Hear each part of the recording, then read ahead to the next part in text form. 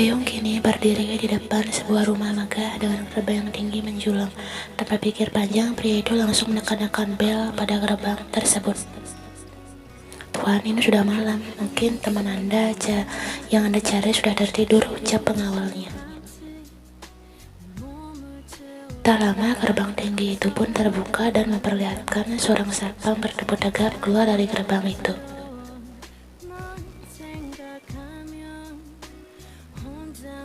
Satpam tersebut menggeleng.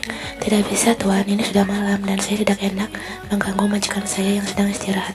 Anda silakan datang lagi besok," jelas satpam itu lalu kembali menutup gerbangnya. Taeyong menghela nafas panjang lalu melihat ke atas, tepatnya pada lantai 3 rumah megah itu.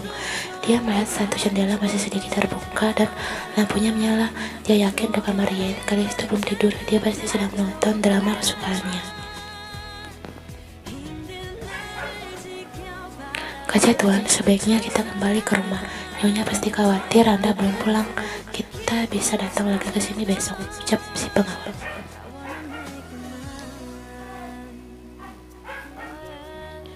Namjoon bilang Yen pindah kelas kan, tapi dia tidak tahu gadis itu di kelas mana. Akhirnya Taeyong memutuskan untuk menyusuri semua ruang kelas 12 yang ada di sekolah itu. Dengan langkah pelan sembari melihat lakat kelas demi kelas yang ia lewati, namun tidak menemukan sosok gadis yang dia cari. Hanya tinggal satu kelas lagi, yaitu kelas E. Apakah Yen pindah ke sana karena letak kelas itu lumayan jauh dari kelas A? Taeyong pun menghentikan langkahnya ketika dia sudah berdiri di depan kelas E. Nafasnya tertahan ketika melihat sosok gadis yang sedang berdiri membelakanginya sembari melihat keluar jendela.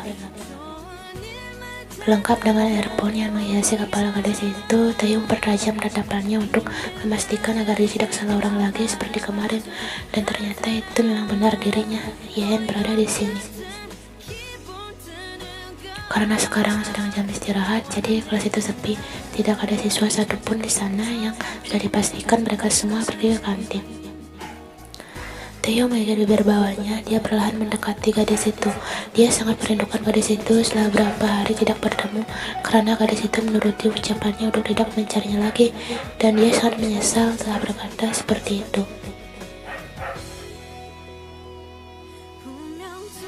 Yen menatap sendu ke tengah-tengah lapangan sekolah, memperhatikan beberapa siswa yang sedang latihan futsal di sana. Ditemani oleh musik kesukaannya, membuat hati dan pikirannya menjadi lebih tenang. Dia melonjak kaget karena sepasang tangan kekar tiba-tiba melingkar di pinggangnya, membuat Yen langsung berbalik menghadap pada orang yang lancang memeluknya tanpa izin. Saat berbalik, ia semakin kaget melihat wajah pria di depannya. Tatapan pria itu tampak dalam menatapnya, ditambah dengan raut wajah tegas dan datarnya. Namun Yen langsung mengalihkan pandangannya. Dia tidak ingin menatap wajah pria ini berlama-lama. Ia sudah memutuskan untuk melupakan perasaannya pada pria ini. Yen pun mendorong dada Taeyong agar menjauhkan jaraknya. Namun tangan besar pria itu sudah lebih dulu meraih tengkuknya dan tanpa diduga menautkan bibir mereka. Mata yang lebar merasakan kecupan lembut Taeyong diikuti dengan lembut dari bibir pria itu. Dia kembali mendorong lebih kencang dada Taeyong. Namun kekuatan pria itu jauh lebih besar dari dirinya. Ciuman itu semakin terasa menuntut, membuat Yen terpaksa harus menggigit bibir bawah Taeyong agar dia mau melepaskan ciumannya. Biar bagaimanapun ini ruang kelas dan bisa saja ada orang yang melihat mereka. Taeyong langsung melepaskan ciumannya begitu merasakan perih di bibirnya. Gadis ini menggigitnya. Yen melihat sedikit darah keluar di bibir bawah Taeyong. Namun dia kembali mengalihkan pandangannya tak peduli. "Apa yang kau lakukan di sini?" gumamnya datar. "Ada hal yang ingin kusampaikan padamu. Aku minta kali ini kau mendengarkanku," gumam Taeyong pelan pada gadis yang terus menghindari tatapannya. "Aku tidak ingin mendengarnya," ketus Yen mendorong tubuh Taeyong agar menjauh kemudian melangkah pergi.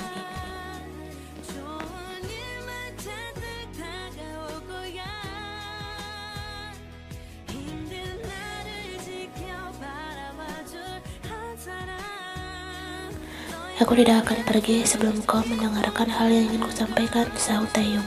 "Terserah, jika aku tidak mau pergi, aku yang akan pergi." Yen pun melanjutkan langkahnya keluar dari kelasnya sendiri tanpa menoleh sedikit pun ke arah Taeyong. Panggil Taeyong mengikuti langkah gadis itu. Yan meremas tangannya. Kenapa pria ini tiba-tiba datang mencarinya? Bukankah dia sendiri yang menyuruhnya untuk pergi dari hadapannya dan tidak mencarinya lagi? Lalu sekarang Yan merasa seperti dipermainkan. Yan pun melihat Kai dari kejauhan bersama teman-temannya. Dia pun memiliki ide dan langsung mempercepat langkahnya menghampiri pria tinggi itu. Panggil Yan membuat pria itu menghentikan langkahnya dan menoleh ke arah Yan. Kai pun tersenyum manis melihat kedatangan gadis idamannya datang menghampirinya.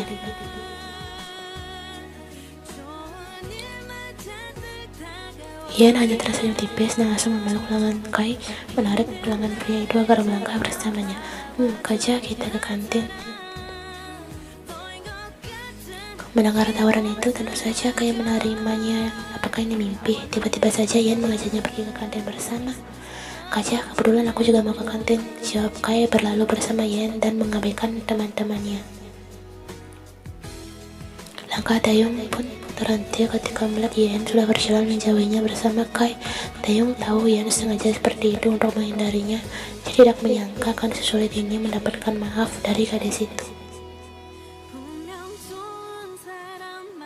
Taeyong lalu mengusap bibirnya dan mendapati bekas darah yang hampir mengalir di tangannya. Perubahan Yan sangat jauh berbeda. Dulu gadis itu selalu menciumnya selama ada kesempatan, tapi sekarang Yan bahkan tidak mengizinkan Taeyong menyentuh bibirnya. Sepulang sekolah, seperti biasa, Yan berdiri di depan sekolah bersama Namjoon, menunggu jemputan mereka masing-masing.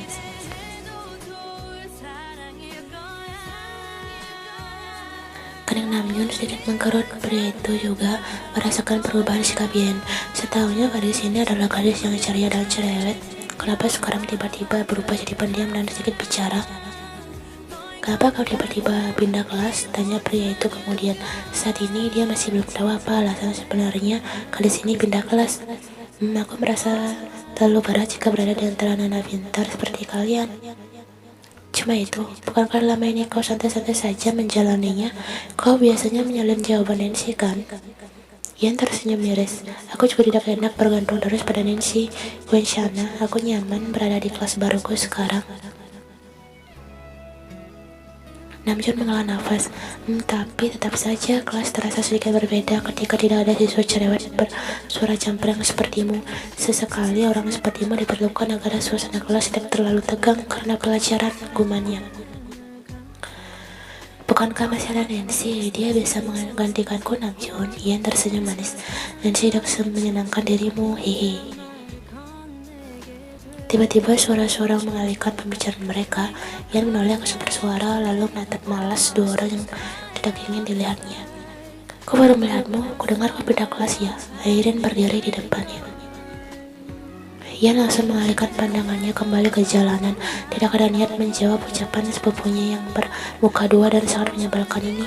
Terlebih lagi ada Taeyong di sampingnya, membuat Yan ingin cepat pergi dari hadapan mereka. Sengaja sekali mereka memamerkan kebersamaan di depannya. Oh ya, Taeyong bilang nanti malam kakeknya akan mengadakan pesta perayaan penyambutan kembalinya cucunya dan hanya teman sekelas yang diundang. Sayang sekali kau sudah pindah kelas, Choyen, ucap Airin dengan nada sedih yang dibuat-buat. Yan hanya diam, dia tidak akan terpancing. Dia sudah malas menghadapi gadis munafik seperti ini. Bahkan jika dia masih di kelas A pun dia tidak akan datang ke pesta itu karena Yan yakin di sana dia hanya dijadikan bahan perbandingan dengan Airin saja. Aku berharap kau bisa datang. Suara Taeyong terdengar membuat tubuh Yan menegang. Mobil jemputan Yan pun tiba. Tanpa membalas ucapan Taeyong tadi, gadis itu langsung masuk ke mobilnya. Gadis itu benar-benar berubah. Apakah dia bukan Yan? Apakah Yan yang asli sedang disekap di suatu tempat dan dia digantikan oleh Yan palsu? Guman Namjoon menatap mobil Yan. Taeyong masih menatap lekat mobil Yan hingga menghilang dari pandangannya. Itu bukan Yan palsu, dia masih Yan yang dulu. Hanya saja hatinya yang hangat sedang membengkak karena perkataan Taeyong yang menyakiti perasaannya.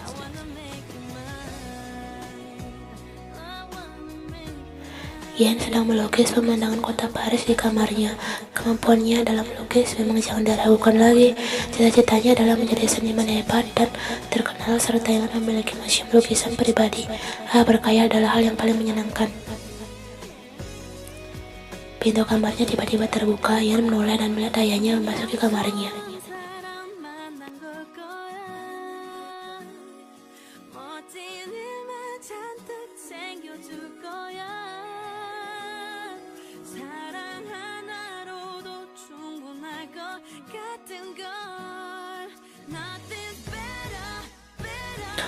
Mana boleh begitu. Jika Opa pergi, kau juga harus ikut bersama Opa. Di sana pasti banyak kue mahal kesukaanmu. Sebenarnya Ian sangat tidak ingin datang ke pesta itu, mengingat di sana ada Taeyong dan pasti ada Irene juga. Lalu mereka sengaja akan memamerkan kemesraan di depannya. Membayangkannya saja sudah membuat dada Ian terasa sesak. Tapi karena ayahnya yang terus membujuknya untuk ikut, Ian pun terpaksa mengiyakan karena tidak ingin membuat ayahnya kecewa. Baiklah apa, aku akan bersiap-siap sekarang. Mobil mewah milik ayahnya kini berhenti di depan rumah mewah bak istana dongeng. Apakah ini rumah pemilik Shinhwa Group? Itu berarti Taeyong sekarang tinggal di sini. Wah, kehidupan pria itu benar-benar berubah dalam sekejap, seperti dalam drama-drama yang ia tonton.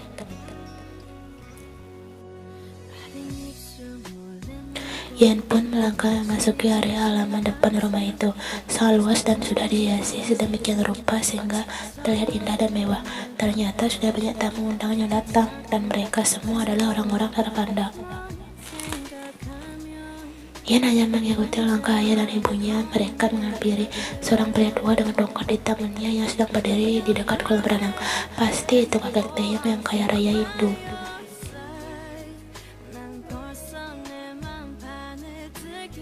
Tuan Kim menoleh dan membalas sanjungan ramah ayah Ian. Oh Tuan Choi, lama tidak bertemu. Aku sekarang sudah sangat jarang ikut rapat-rapat penting karena sudah tua.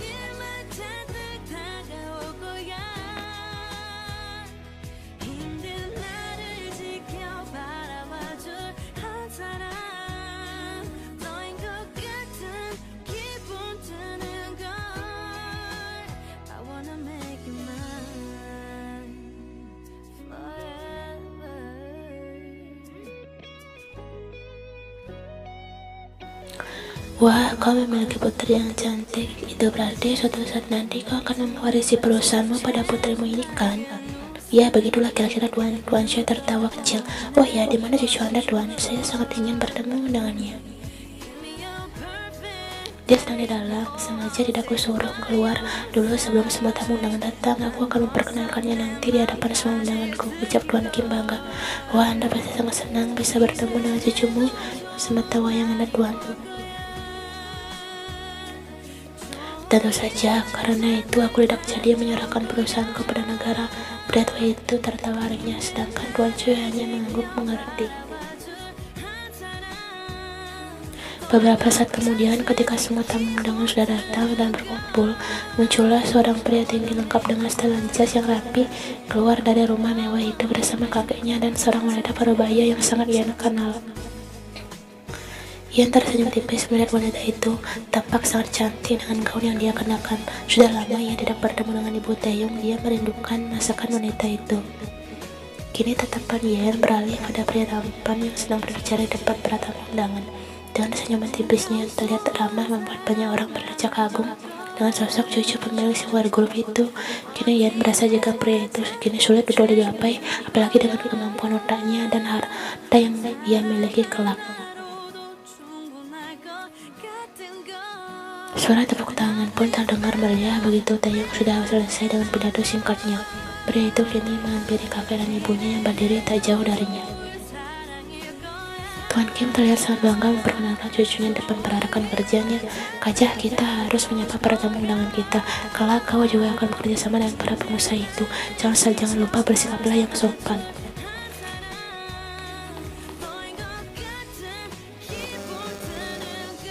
Baik Haraboji, ucap Taeyong mengangguk patuh. Taeyong terkejut ketika melihat Ian ternyata ada di sana. Padahal dia pikir gadis itu tidak akan datang.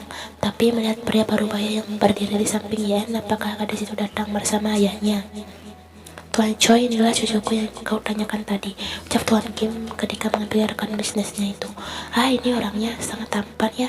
Ya, dia memang mirip denganku waktu masih muda. Hahaha. Taeyong tersenyum tipis lalu membungkuk hormat pada Tuan Choi. Kim Taeyong ini dah, ucapnya sopan. Nek Kim Taeyong, oh ya, apa kau mengenal puteriku? Kalian bersekolah di tempat yang sama kan? Tuan Choi menarik pelan tangan putrinya agar mendekat di sampingnya. Taeyong pun bisa menatap Ian dari jarak sedekat ini. Gadis ini terlihat sangat cantik malam ini. Kan warna putih dengan polesan makeup natural dan lihatlah bibir merah dan limanya, seakan memanggilnya untuk segera dinikmati. Nih kami sudah saling mengenal tuan, jawab Taeyong. Oh ya, dari tadi aku belum melihat istrimu. Apakah dia juga tidak hadir di sini atau tidak? Tanya Mr. Kim. Istri saya sudah datang tuan, tapi sepertinya dia sedang mengobrol dengan saudaranya. Ah, itu dia, tunjuk Tuan Choi pada istrinya yang sedang mengobrol dengan Ibu Airin. Dia menatap langsung memanggil wanita itu. Ian berdecak malas ketika melihat dua orang menyebalkan itu datang menghampiri mereka. Taeyong bisa merasakan perubahan pada raut wajah Ian ketika melihat Airin dan ibunya bergabung bersama mereka.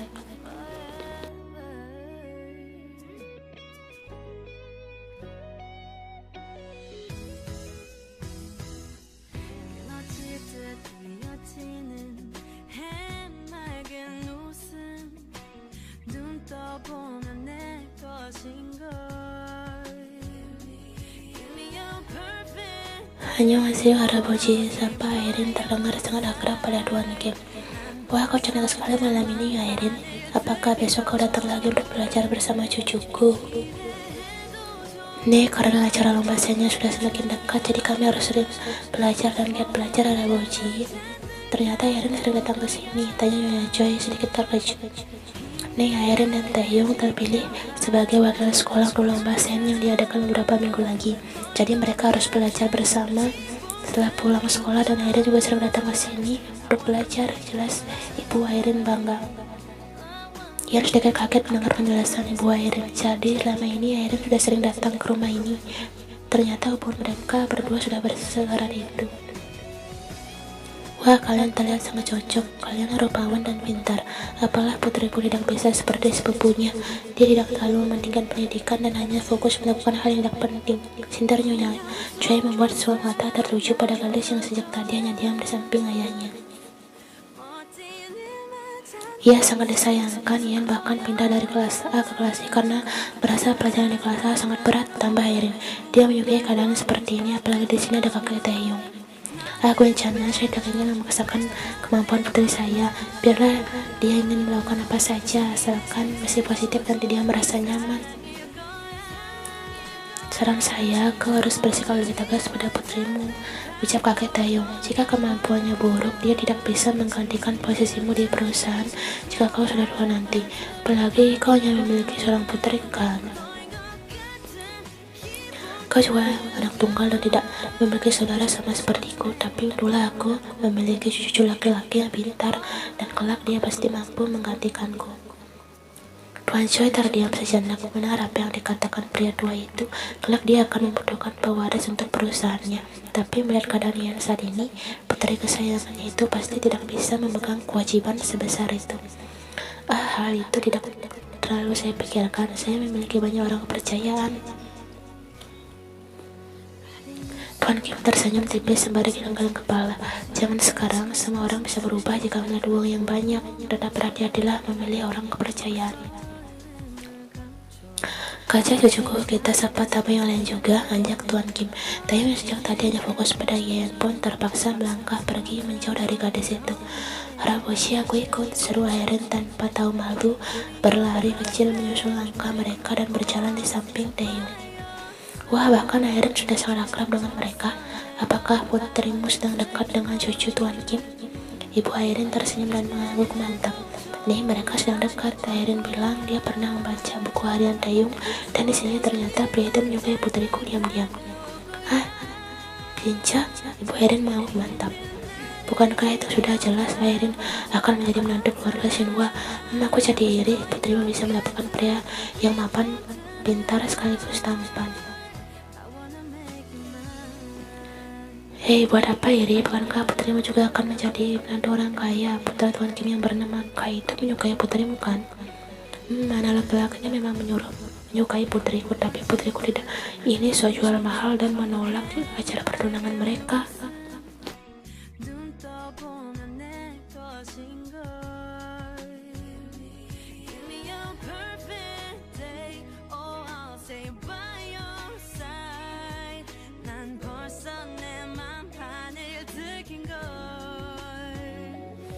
Setelah mereka pergi, Ian menoleh ke arah ayahnya. Ayah, maaf, aku hanya membuatmu malu di sini. Sudah aku bilang kan, aku sebaiknya tidak perlu ikut ke sini. Tuan Choi tersenyum hangat. Quinshana, kau jangan berkata seperti itu. Apa tidak pernah malu membawamu kemanapun sayang? Apa tidak bangga padamu? Mereka tidak tahu kemampuan melukis putri apa sangat hebat. Jadi jangan pernah berpikir macam-macam lagi, oke?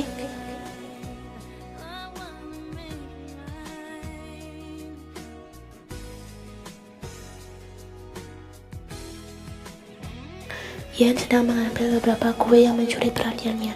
Ternyata ayahnya tidak berbohong. Di sini ada banyak kue kesukaannya, cukup untuk meredakan kekesalannya dengan orang-orang di tempat ini. Tiba-tiba suara seorang terdengar. Ian pun menoleh dan sangat kaget saat melihat seorang wanita parubaya sedang tersenyum hangat ke arahnya. Serunya langsung menghambur memeluk wanita itu erat. Ajuma, aku sangat merindukanmu. Wanita itu yang ternyata adalah ibu Taeyong itu pun mengusap rambut panjang Yen. Aku juga merindukanmu. Kenapa sekarang kau sangat jarang menemuiku dan Taeyong? Itu Yen sedikit bingung harus menjawab apa. Taeyong kan akan ikut lomba Sain Ajuma, jadi aku tidak ada mengganggunya. Biarkan dia fokus belajar dulu. Oh seperti itu, baiklah. Tapi lain kali kunjungi Ajuma ke sini. Akan kubuatkan capcay kesukaanmu lagi.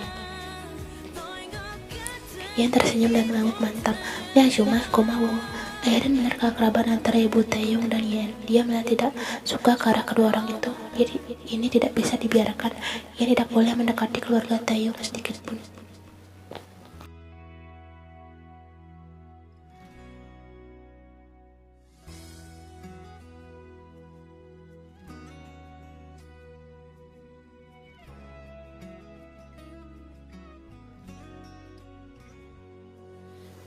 Oh baiklah Ian, kaja. Ibu Taeyong menoleh ke arah gadis di sampingnya.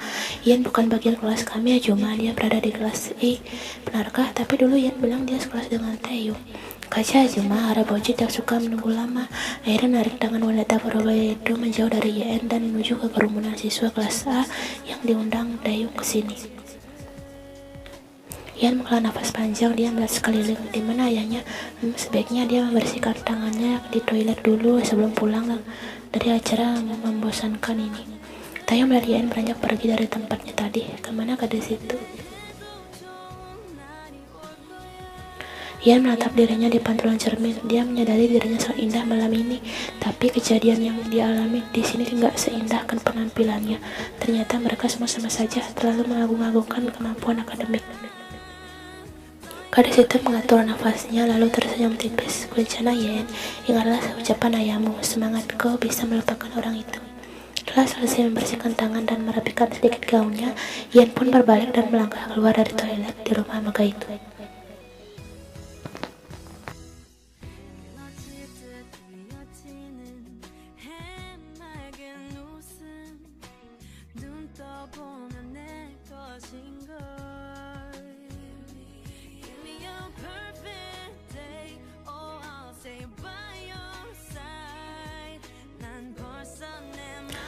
Aku ingin bicara denganmu sebentar saja. Setelah kau mendengarkan ucapanku ini, terserah kau ingin aku bagaimana, aku akan menuruti semua ucapanmu. Baiklah, aku akan mendengarkannya, jawab Ian menatap Taeyong datar, sembari melipat tangannya di dada. Sebelumnya aku minta maaf atas perkataanku padamu beberapa waktu yang lalu. Sebenarnya aku terpaksa berkata seperti itu agar kau menjauh dariku, karena aku takut dengan ancaman Kai. Dia bilang, jika aku berani dekat denganmu, dia akan mencelakai ibuku. Kau ingat saat terakhir kali kau datang ke warung ibuku? Ternyata Kai juga ada di sana dan melihatmu ada di warungku. Jadi saat aku kembali ke warung setelah mengantarmu pulang, warung ibuku kebakaran. Aku sangat kesal waktu itu.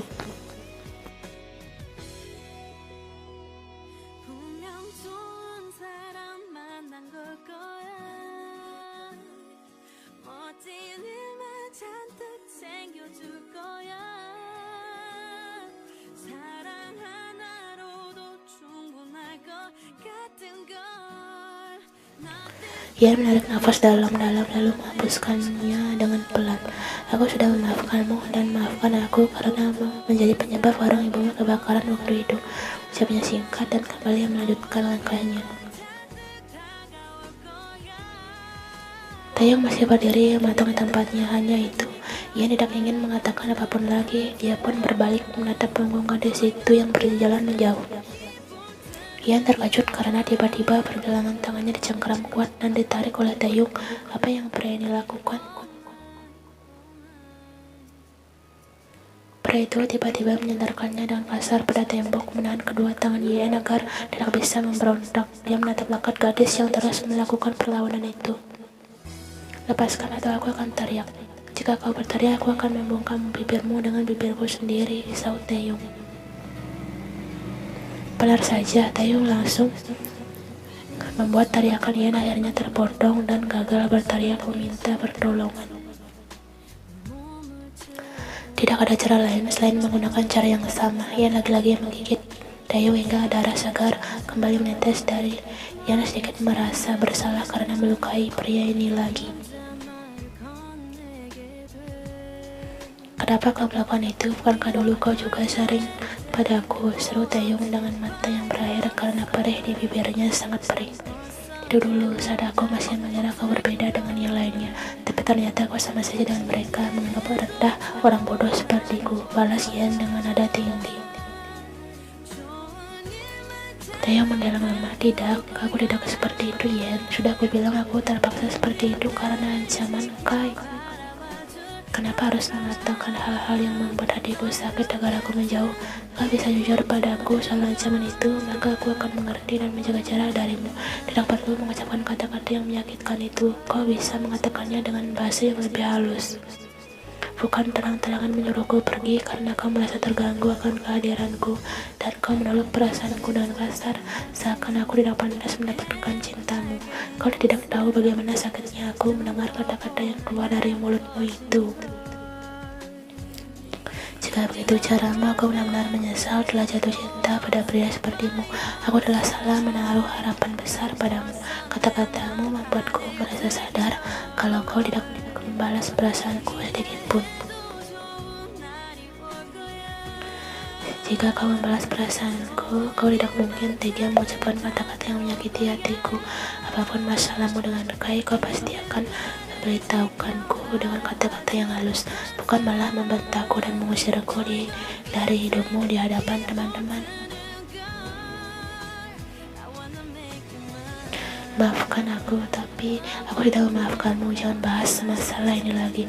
Lupakan saja semuanya. Lupakan soal gadis bodoh yang berisik, yang tidak tahu malu, tidak punya harga diri, yang terus mencarimu kemanapun kau pergi. Kini gadis itu sudah tidak ada. Gadis itu sudah menghilang bersamaan dengan perasaan di hatinya pada pria itu.